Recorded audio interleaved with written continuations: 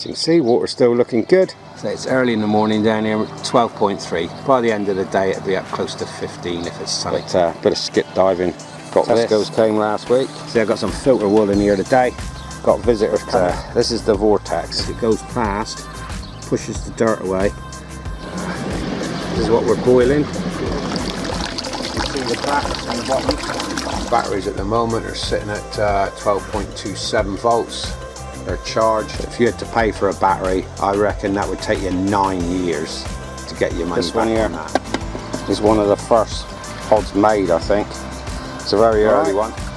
And the chance to win them, I want you to tell me, they're 6mm thick, quite tough things. Okay, so I'll get that in the post off to you as soon as you contact me. Winner of last week's disc, I'll stick it up here somewhere again. Right, congratulations to you on winning that. It's the, again I make them all, it's all made from scrap materials. Right, so onto the bonded together fine, and once I turn the threads out, no problem, to glue a pipe fitting straight in. Hi, good morning and welcome down to DevonKoi pond on a glorious bank holiday weekend. Sun's out, absolutely beautiful down here, very early in the morning though. It's only just before 8 o'clock. Fantastic down here. Fish have had their food, had their breakfast this morning, about 6:30, but I've just chucked in a few pellets now to get them to come up. Right, this week, if you haven't already, please hit the like and subscribe down here. Greatly appreciated. Getting close to 3,000 subs, it'd be handsome to get there. But this week, we've got the winner of the Easypod disc from last week. I'll be putting that up later. I'll also show you how they actually go in and fit. We've had a problem or two down here. That damn UV light started sucking air again as I pull water through it rather than pump water through it. I ended up with a fine line of bubbles coming up in the Easypod, which means it was sucking air in and it was on one of those fittings, and the damn fittings that go into the UV, I've had to swap those out. I'll show you that. We'll swap another one out. I made one when the last end broke. When this end broke, I went back into the box of fittings that came with it, and there's two bigger fittings. I'll show you them in a bit, and I'll slip that into a clip. But I'll show you what the state of my filter looks like, the vortex at the moment. I drop this one twice a week when I'm feeding. So when I go to heavy feeding, I'll drop the vortex 3 times a week, because that poo that's in the pond, you want it out as quick as possible. It's not like a drum system, so the waste stays in the water. So I had to drop the vortex and get it out. I'll show you how dirty that one is this morning. That one's due. That one hadn't been done for actually 4 days. So I've been a naughty boy and left it, because I wanted to put it on video this morning. But we'll pop over and have a look at that in a minute, and I'll also show you what's been happening with.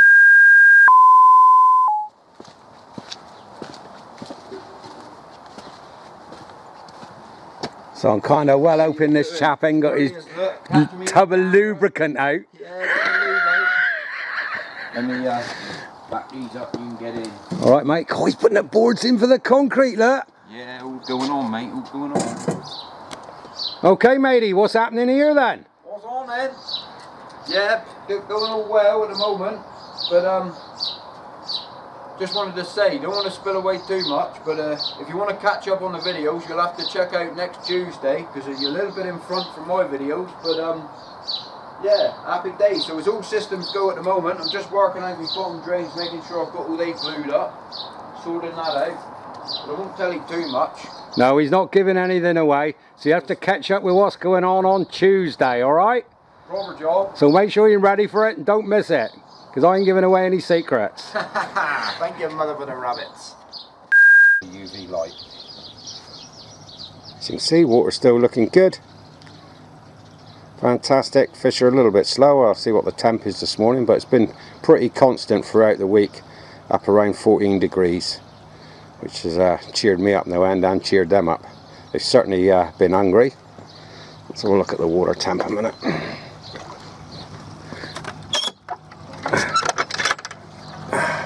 So it's early in the morning down here, 12.3. By the end of the day it'll be up close to 15 if it's sunny.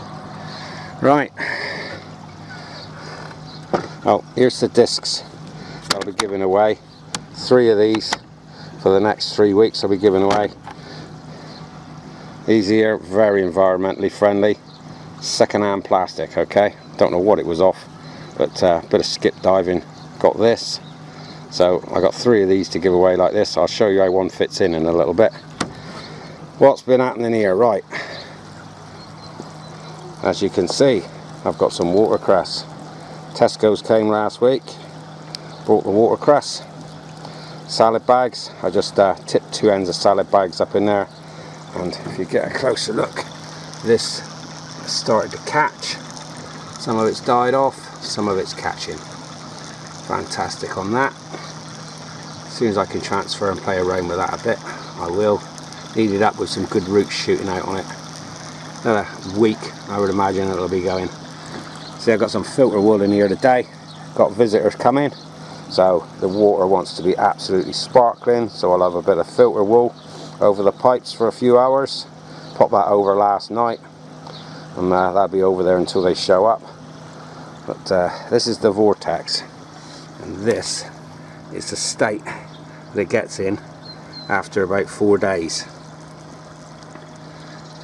You can actually see the particles floating around in there. I don't know if you can catch it on camera, but you can see the sweep as it goes past, pushes the dirt away,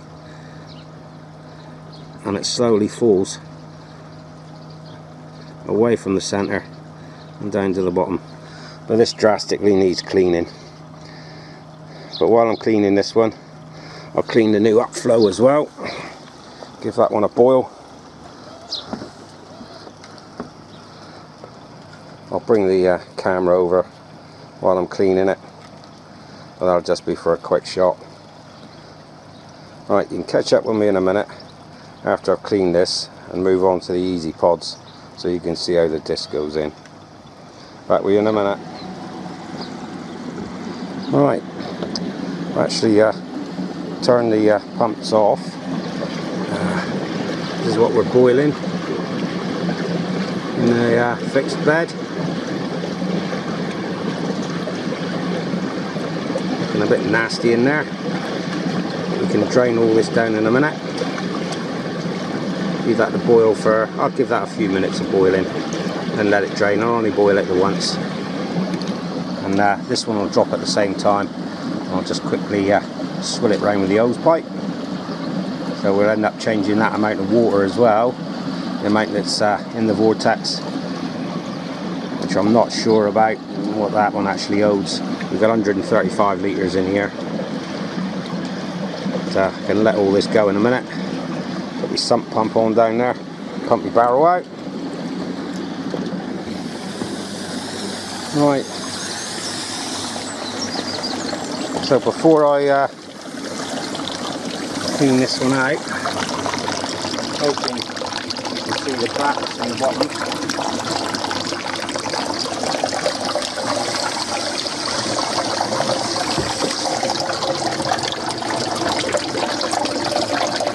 Swirl this one out with the hose pipe now, continue sucking. This one the water level drops down in here to the same height of the high entrance pipe into the vortex. Still boiling away, I'll just drop that one as well in a minute. Pump it all out. So this is what you contend with when you haven't got a drum, you've got to actually manually do it, but I don't get wet hands. I don't do that anymore, especially not in the winter. Right, back in a little bit.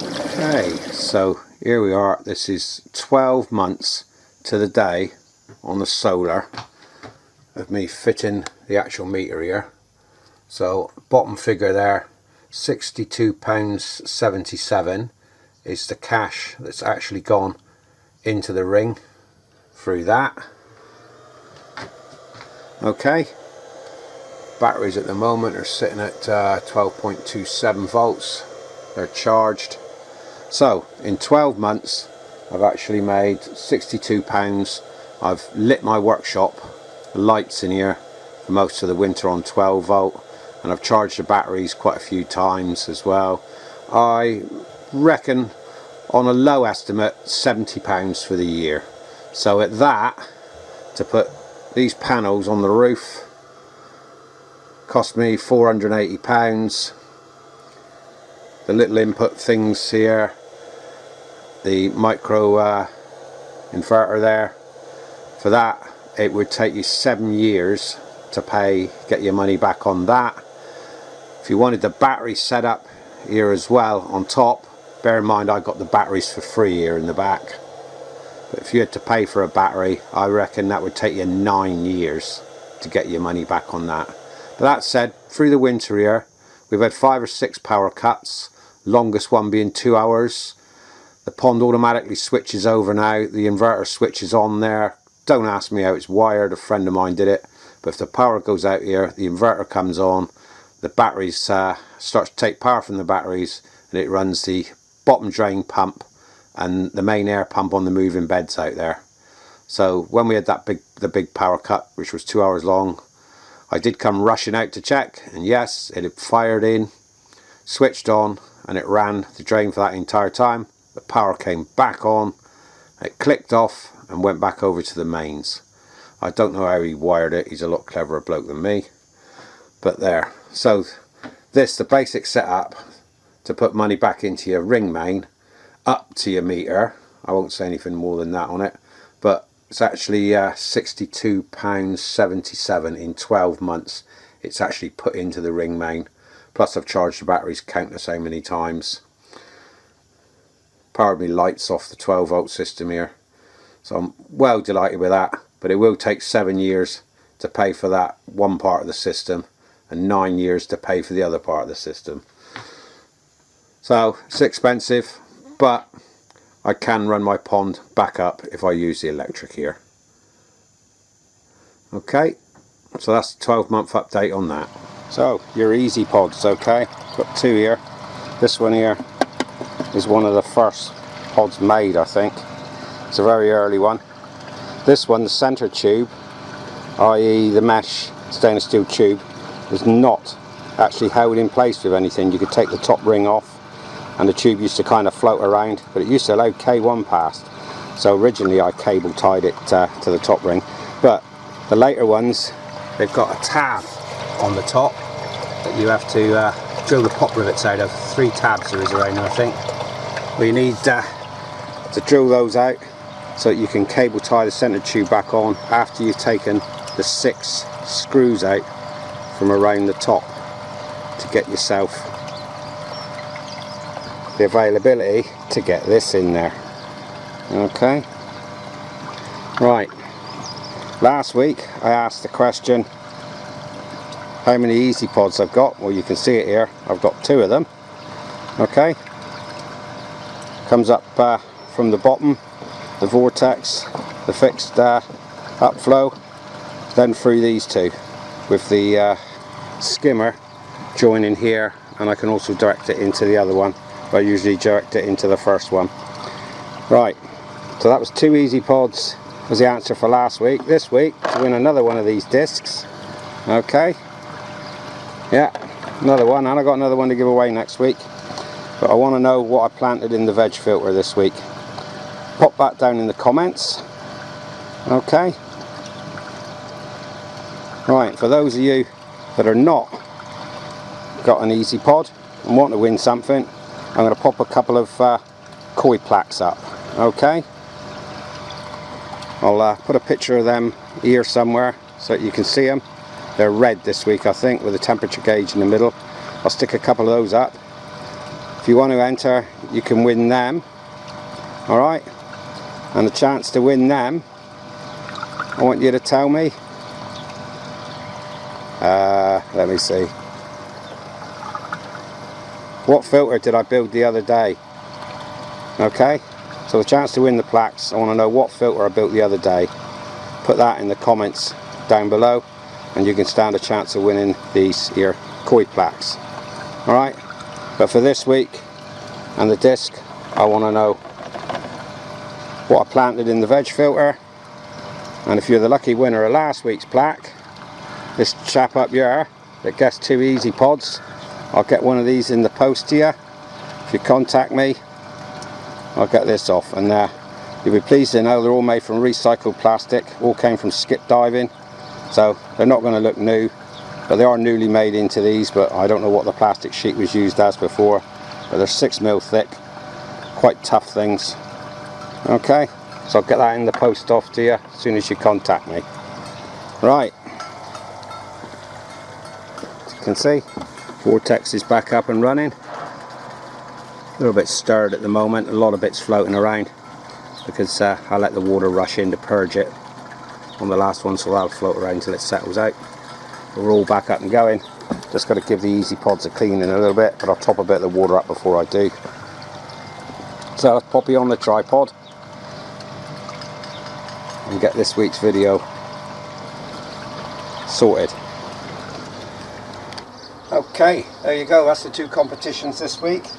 As I said, answer down in the comments what plant I planted this week. I get your entry in to win this week's Easypod disc.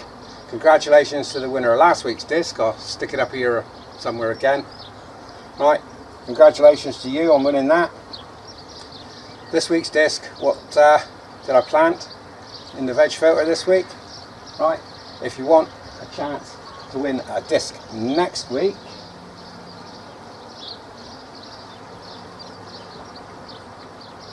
it's the what filter did I build? That will get you in to chance of winning a disc this week. I've got 3 discs to give away, so there'll be 3 competitions for the discs, but I thought I'd do one for some plaques this week, which I will show again up here. People that follow the channel and know all about the plaques. Again, I make them all. It's all made from scrap materials. Right, so on to the UV light.